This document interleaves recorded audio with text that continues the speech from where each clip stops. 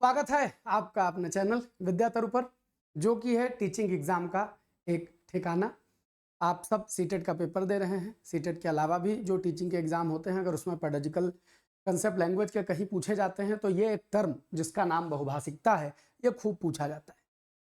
और ये सीटेट जहां तक पेपर देखते समझते मुझे एक बात समझ में आई है, सीटेट खाली टर्मिनोलॉजी का खेल है।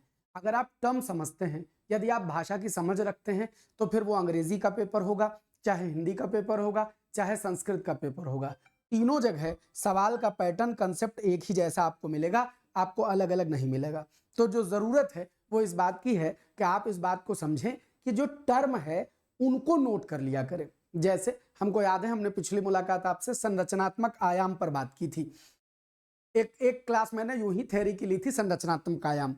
ऐसे ही आप देखते हैं, जब आप टर्म पढ़ते हैं, आप सीटेट पढ़ते हैं, तो आपको रूब्रिक से एक टर्म समझ मिलता है, आपको बहुभाषिक शब्द से तमाम सारे सवाल मिलते हैं, आपको बहुसांस्कृतिक शब्द से तमाम सवाल मिलते हैं।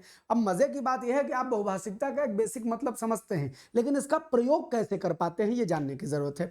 आप बहुसांस्कृतिक टर्म समझते हैं, अब समावेशी कक्षा का मतलब समझते हैं, लेकिन आप उसके प्रैक्टिकल अप्रोच पर जाते हैं तो गड़बड़ हो जाती है। तो असल बात यह है कि इस शब्द का, इस शब्दावली का बोध कर लेना। अच्छा, मैंने जानबूझ करके खाली बहुभाषिकता लिख दिया होता तो भी काम चल जाता। मैंने एक लफ्ज लिखा है प्रत्यय, ये खूब पढ़ते हैं आप, फलाने का प्रत्यय, धमाके का प्रत्यय, इसका प्रत्यय। प्रत्यय का मतलब क्या? किसी शब्द के अंत में लगने वाला शब्द, ये समझ में आता है, लेकिन इस जगह प्रत्यय का क्या मतलब होता है? तो एक शब्द याद कर लीजिएगा कि प्रत्यय के माने होता है कॉन्सेप्ट।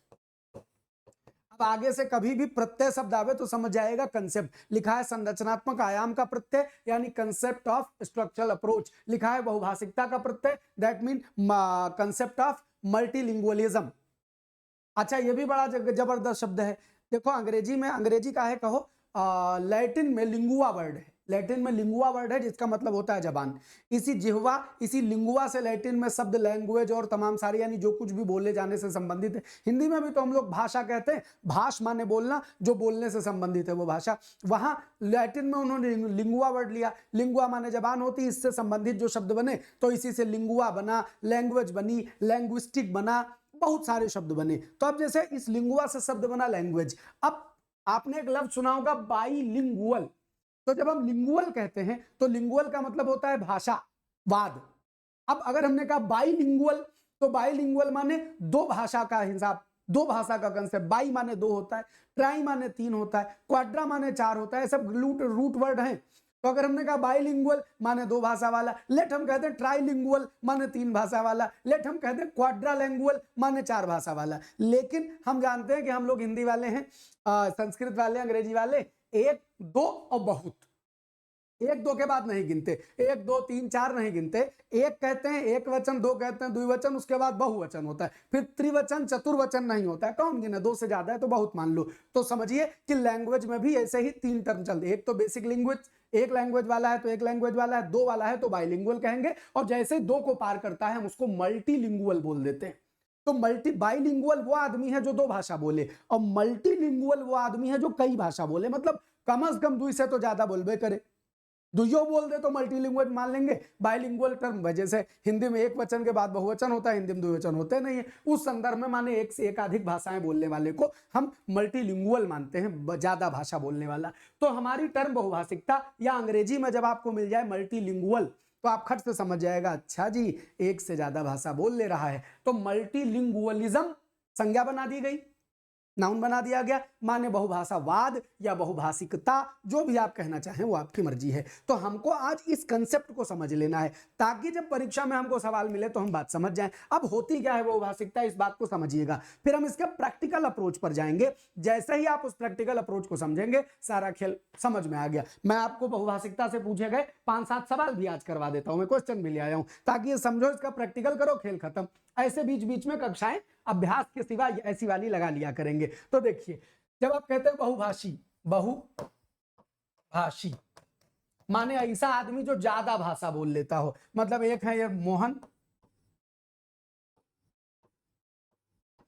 ये कई भाषा बोल लेते हैं, ये हिंदी भी बोल रहे हैं, ये अंग्रेजी भी बोल रहे हैं, ये भी बोल रहे हैं। मान लो ये अलिफ बे पे ते टे से जीम चे अलिफ लाम मीम, हाँ ये अल्लाह बोल रहे हैं। अब इसका मतलब ये हुआ कि ये कईयों लैंग्वेज बोल रहे हैं, तो ये आदमी बहुभाषी कहा जाएगा। ठीक, उसके अलावा बहुभाषी का एक कंसेप्ट और होता है। हमारे लिए बहुभाषिकता, एक अध्यापक के लिए बहुभाषिकता आती है कक्षा में, क्लास में।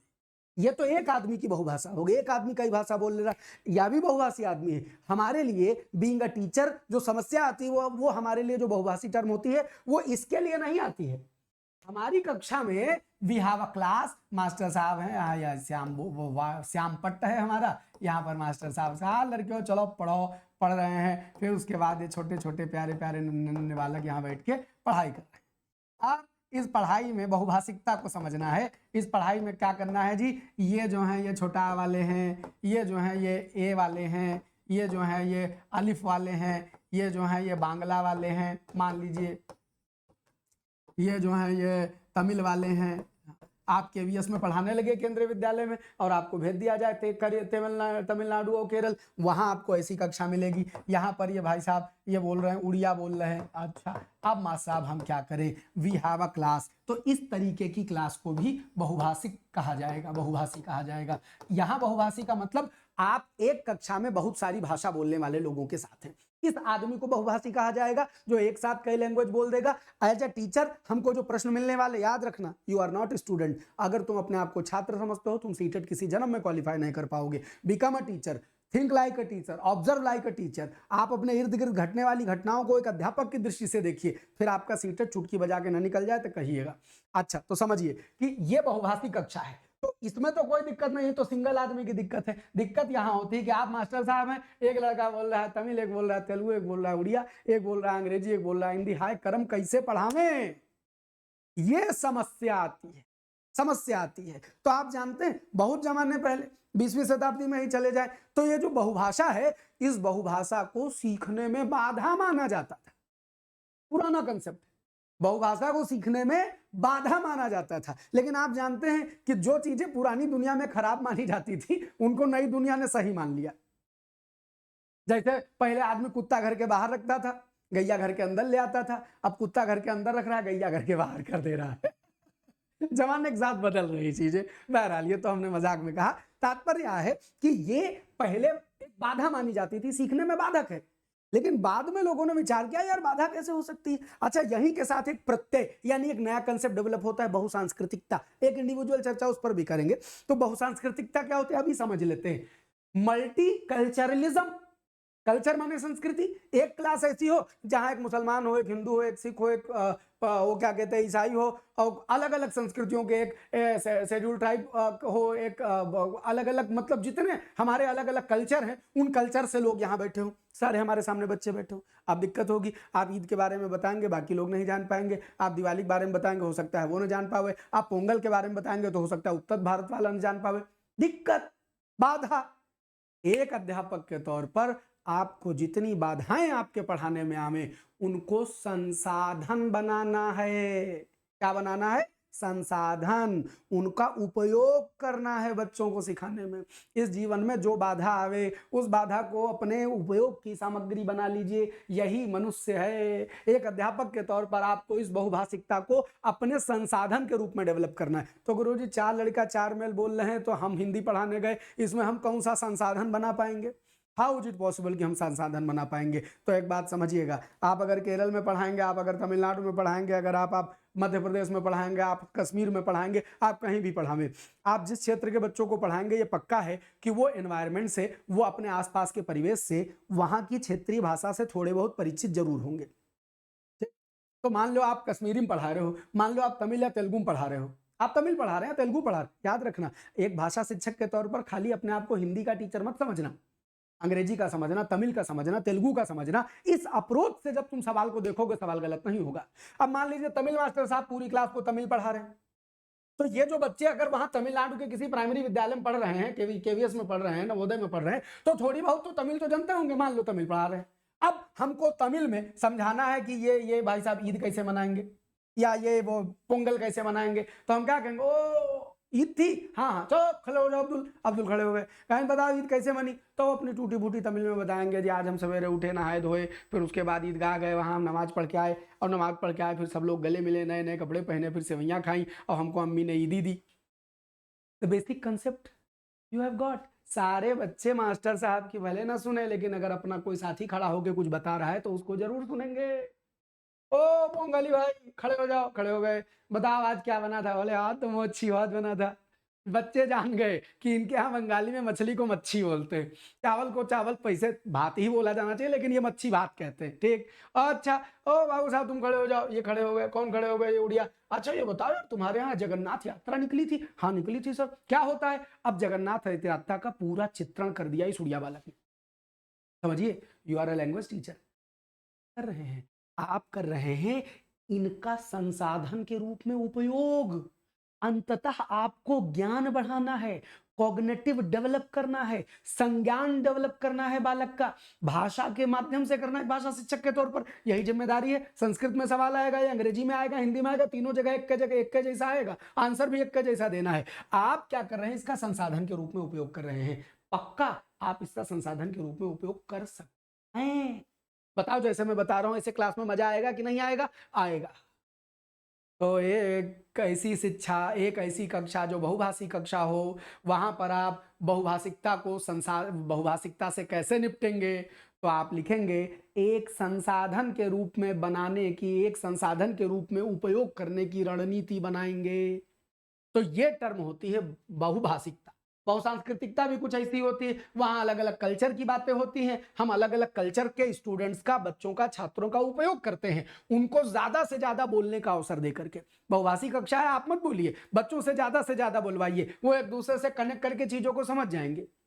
तमिल वाला हिंदी, हिंदी वाला तमिल, सब थोड़ी थोड़ी जान जाएगा, आपको बताने की जरूरत नहीं पड़ेगी, मास्टर साहब के ऊपर प्रेशर कम हो जाएगा। फायदा ये है संसाधन। तो बच्चा, एक तो बहुभाषी, इसको एक व्यक्ति जो बहुत भाषा बोले उसको बोलेंगे, लेकिन एक टीचर के रूप में सीटेट में जो सवाल मिलेगा कि एक क्लास में तमाम भाषा बोलने वाले बच्चे हो, उस कक्षा में एक टीचर के रूप में आपकी जिम्मेदारियां क्या हैं, इस बेस पर बनते हैं सवाल। तो आपको समझ में आ गया है कि जब बहुत सारे बच्चे अलग अलग भाषाओं के हमारी क्लास में हो तो यह कक्षा बहुभाषी कक्षा है। दूसरी, इस बहुभाषिकता को पुराने जमाने में क्या माना जाता था? बाधा। अब क्या माना जाता है? अब माना जाता है कि नहीं जी, ये बाधा नहीं है, ये तो बड़ी भौकाली चीज है। इसका क्या करना है? इसका संसाधन के रूप में उपयोग करना है। एक छात्र के रूप में एक बहुभाषी कक्षा में सबसे बड़ी रणनीति क्या होती है बनाना? कि उस भाषा का संसाधन के, उन अलग अलग भाषाओं का संसाधन के रूप में उपयोग करना।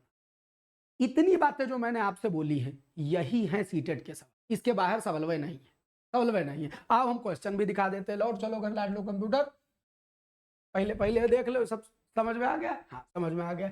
अब देखो पहला सवाल,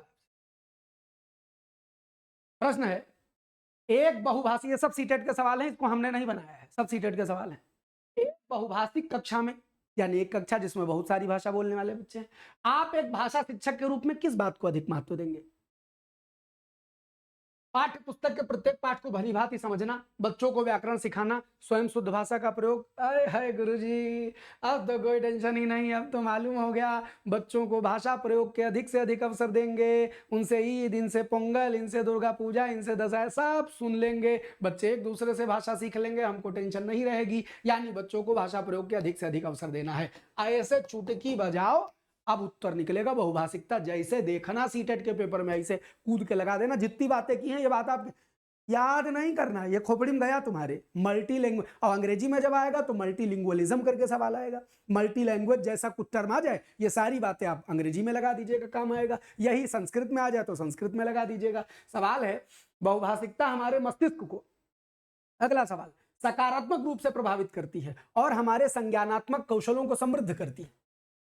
द्विभाषावाद का यह परिप्रेक्ष्य 20वीं शताब्दी के अधिकांश समय के दौरान द्विभाषा के प्रति विकसित दृष्टिकोणों से सर्वथा भिन्न है। माने अब हम मानते हैं बहुभाषिकता या द्विभाषा हमारे संज्ञानात्मक कौशल को समृद्ध करती है, लेकिन 20वीं सदी के शुरुआत में हम क्या मानते थे? दूसरी भाषा को किस रूप में माना जाता था? अभी मैंने बताया, पहले का आदमी दूसरी भाषा को क्या मानता था? एक बाधा के तौर पर मानता था। ये बाधा है, ये क्या है? ये बाधा है, इसको बाधा के तौर पर माना जाता था। तो याद रखिएगा, अगली बार जब सवाल आवे ये तो समझ जाएगा कि हस्तक्षेप या बाधा के रूप में बहुभाषिकता 20वीं शताब्दी के शुरुआती समय में मानी जाती थी। अगले सवाल पर आते हैं। बहुभाषावाद शिक्षा का ऐसा संसाधन है जिसका उद्देश्य है बहुभाषावाद। जब बहुभाषा टर्म देखो, पूरी खोपड़ी यही जितना बताया उतना लगा डालो। शिक्षण अधिगम के लिए शिक्षार्थियों की भाषा का उपयोग करना, मतलब बहुभाषावाद में संसाधन के रूप में आप क्या इस्तेमाल कर सकते हैं, इसका उद्देश्य क्या है? शिक्षार्थियों को यथासंभव अधिक से अधिक भाषाएं सिखाना नहीं। संसाधन के रूप में आप सिखाएंगे, सिखाना ही तो टेंशन है। संसाधन कहाँ बना पा रहे हैं? संसाधन आप खाली ये से बना दे रहे हैं, कुछ पढ़ने नहीं यार। शिक्षण अधिगम के लिए माने सिखाने के लिए शिक्षार्थियों की भाषा का उपयोग करना, यह है बहुभाषावाद में संसाधन। जो बच्चे बोल रहे हैं उनका उपयोग करना, यह बहुभाषावाद में संसाधन। बाकी नौकरी सीखने के लिए अंग्रेजी और शिक्षण में सब फर्जी बात। बतिया बुद्धि में जा रही है, 100% निशान लगेगा, अब आप गलती नहीं होगी। आगे इनमें से कौन से बहुभाषावाद के लाभ हो सकते हैं? अब बहुभाषावाद माने बच्चे तमाम सारी भाषा बोलने वाले हमारी क्लास में हो, या एक आदमी बहुत सारी भाषा बोले, दोनों अप्रोच में समझिएगा। तो बहुभाषावाद से क्या लाभ हो सकते हैं? समृद्ध शब्दावली और प्रभावशाली भाषा हो सकता है। हाँ हो सकता है। इसका प्रयोग हम तुमको बताएं, हम क्लास पढ़ाते हुए कभी कभार हिंदी की बजाय पूरी अंग्रेजी बोल जाते हैं, एक सेंटेंस पूरा अंग्रेजी में बोल जाते हैं। आप जब कभी किसी से बतियाते हैं, वो हिंदी बोलते बोलते बीच में अंग्रेजी, बीच में बढ़िया वाली उर्दू बोल दे, आपको लगता है ज्ञान प्रभावी आदमी है। क्या होता है? शब्दावली समृद्ध होती है, प्रभावशाली संभाषण होता है। पक्का ज्यादा भाषा जानने का फायदा है, ये है अन्य संस्कृतियों के प्रति सहिष्णुता और सम्मान। आप जितनी भाषा जानेंगे उतनी संस्कृतियां जानेंगे, निस्संदेह। आप अंग्रेजी पढ़िए, आप अंग्रेजी संस्कृति से परिचित होंगे। आप अरबी पढ़िए, आप इस्लामिक संस्कृति से परिचित होंगे, जरूर होंगे। तो अगर आप भाषाएं पढ़ेंगे तो अन्य संस्कृतियों के प्रति सहिष्णुता और सम्मान भी बढ़ेगा। सीमित रोजगार के अवसर, रोजगार के अवसर तो बढ़ेंगे। ये वाली बात गलत लिखी, ये वाली बात गलत लिखी। पूछा है कि लाभ क्या क्या हो सकते हैं। फिर पराभाषिक जागरूकता। परा हमेशा अन्य, अदर के लिए आता है। परा शब्द कहीं जुड़ जाए, अदर माने जो बेस है उसके अलावा। तो पराभाषिकता माने अन्य भाषाओं के प्रति जागरूकता। ऑब्वियसली बहुभाषावाद में अन्य भाषाओं के प्रति जागरूकता आती है, ये भी एकदम सही लिखा हुआ है। तो पहला, सेकंड और चौथा कहां है? पहला, सेकंड और चौथा, यानी आंसर इज डी। जय हो, यही है बहुभाषा। जा रही बात बुद्धि जानी चाहिए। अगले सवाल पर, मातृभाषा आधारित बहुभाषिकता क्या है? मदर टंग बेस्ड बहुभाषिकता क्या है? पढ़ा जाए। प्रत्येक शिक्षार्थी अपनी विद्यालय शिक्षा अपनी मातृभाषा में आरंभ करते और उसके बाद अंग्रेजी माध्यम में अध्ययन करता है। अंग्रेजी, हिंदी से अंग्रेजी में जाएंगे तो ये द्विभाषा होगा, बहुभाषा नहीं होगी। सभी विद्यालयों में मातृभाषा या घर की भाषा माध्यम के रूप में, नहीं जी, इसमें भी बहुभाषा नहीं आई। प्रत्येक शिक्षार्थी अपनी आरंभिक शिक्षा विद्यालय में मातृभाषा में करे और बाद में अधिक भाषाओं से जुड़े, बस यही है बहुभाषा। बहुभाषा, बहुभाषा, बात समझ गए? बहु की भाषा नहीं, बहुभाषा, ज्यादा भाषा। दिख रहा है? कौन कहता है सीटेट कठिन है यार? बिला वजह टेंशन ले लेके सीटेट को कठिन बना दिए। कुछ जने 4-4 साल लगा दी, अभी सीटेट नहीं निकला। कहना गुरुजी बहुत पढ़े, बहुत कोर्स लिए, लेकिन आज तक मास्टर तो बने नहीं, ऑब्जर्व तो करे नहीं, तो काहे निकली? पढ़े परियों के खातिर बुद्धि लगावे परी। चलो अगले सवाल पर बढ़ते हैं। और सवाल संख्या 6, अमिता भाषाओं के बारे में सोचने तथा बात करने की योग्यता रखती है। अमिता भाषाओं के बारे में सोचने, भाषाओं के बारे में सोचने तथा बात करने की योग्यता रखती है। तो क्या यह ग्राह्य कौशल रखता है? वह रखती है, रखती है, रखती है, रखती है। वह प्रतीकात्मक सचेतता रखती है वह फर्जी है। वह बहुभाषिकता, बहुभाषिक जागरूकता रखती है। अमिता के पास बहुभाषिक जागरूकता है। वो भाषाओं के प्रति यदि सोचने की, बात करने की योग्यता रखती है, मतलब उसके पास बहुभाषिक जागरूकता है। बहुत सारी भाषा बोल लेती है, इसे बहुभाषिक जागरूकता बोलते हैं। ठीक। और ये बस 6-7 सवाल खोज करके लाए थे, 7वां सवाल है। देखिए कि भाषा अथवा पाठ्य वस्तु की कक्षा में बहुभाषिकता एक रणनीति के रूप में, बहुभाषिकता एक रणनीति के रूप में। तो बहुभाषिकता को इसमें से कौन सी रणनीति बनाया जाता है? शिक्षार्थियों की भाषाओं तथा विषयों के लिए प्रयोग करना। आगे पढ़ने की जरूरत ही नहीं। जो शिक्षार्थी की भाषा है उस भाषा का उपयोग करना सीखने सिखाने, यही तो है भाषाई शिक्षा में रणनीति, और कुछ थोड़े ना है। यही है भाषाई शिक्षा में रणनीति। नीचे क्या लिखा है? भाषा तथा माध्यम दोनों के रूप में मातृभाषा सीखना। ये गलत बात लिखी, इसका कोई मतलब है? कहाँ जाता है? तो देखो, जितना संभव उतनी भाषाओं का शिक्षण अधिकम। ये सब फर्जी बात लिखी है। शिक्षार्थी की भाषा का सीखने सिखाने में उपयोग करना, इसी को कहते हैं बहुभाषिकता की रणनीति। अब उम्मीद करता हूं कि जब सीटेट में बहुभाषा चाहे 1 to 5 में आवे चाहे 6 to 8 में आवे, जब बहुभाषिकता टर्म आएगा चाहे संस्कृत में आएगा, अंग्रेजी में लिखा हो तो मल्टीलिंगुअलिज्म लिखा होगा, मल्टी लैंग्वेज टर्म आएगा, तो ये जितनी बातें आज हमने आपसे 20 मिनट में की हैं, इन बातों को ध्यान रखिएगा, आपसे सवाल गलत नहीं होगा। हम उम्मीद करते हैं कि आपको यह कक्षा समझ आई है, पसंद आई है। यदि पसंद आई है तो इसको टीचिंग के सभी विद्यार्थियों में शेयर कीजिए जो सीटेट की परीक्षा दे रहे हैं, जो बीपीएससी, टीजीटी, पीजीटी किसी भी तरह का टीचिंग एग्जाम देना चाहते हैं, आप उनके बीच इस विद्यातरु को फैलाइए, क्योंकि आप ही का चैनल है। ये जितना दूर जाएगा पढ़ने पढ़ाने का उतना आनंद आएगा। खूब खुश रहें, मस्त रहें, बिंदास रहें, सदा सर्वदा आनंदित रहें, यही शुभकामना आप सबके लिए। Tata, bye bye. कल फिर मिलेंगे 1 बजे।